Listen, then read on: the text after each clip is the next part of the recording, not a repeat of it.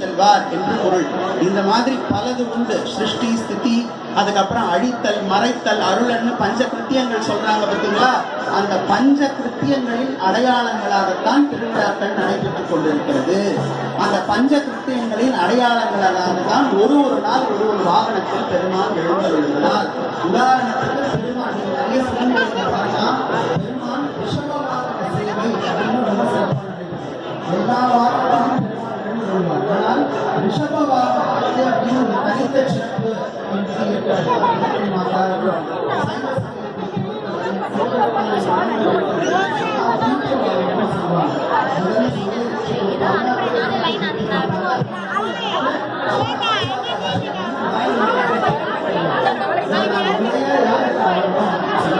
போய் உட்காரலாம். சிவபெருமானை ஆராதிக்கக்கூடிய அந்த பெருமக்கள் இருக்கிறாங்க. ஆதிமகன் நம்ம சொல்லலாம், அல்லது சிவாச்சாரிய பெருமக்கள்னு சொல்லலாம். அவங்க முறையாக இந்த 4 தீட்சைகளையும் எடுக்கிறதுதான். ஆச்சாரிய அபிஷேகம் செய்தால்தான் ஒரு ஆதீனத்துக்கே தலைமை பொறுப்பில் போய் உட்கார முடியும். ஆச்சார அபிஷேகம் செஞ்சால் மட்டும்தான் என்ன பண்ண முடியும்? சிவபெருமானை எப்போதும் திருமையை தேடி பூஜிக்க முடியும். அப்பேற்பட்டது அந்த தீட்சைகள். அந்த தீட்சைகளை எல்லா அம்மாவுக்கும் அந்த மாதிரி ஒரு அமைவு வரும். எல்லா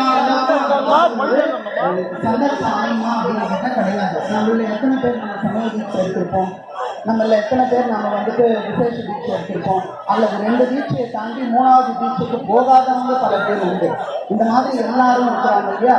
இதையும் தாண்டி மனிதர்களாக நமக்கு மட்டும் தீட்சை கிடையாது. இந்த உலகத்தில் பிறந்த ஒவ்வொரு அறிவு உயிர்கள்ல இருந்து 6 அறிவு உயிர் வரைக்கும் அத்தனை உயிர்களுக்கும் தீட்சை என்னது பொதுவான ஒரு விஷயம். சைவ சமுதாயம் தெரிந்தவர்களுக்கு தெரியும்.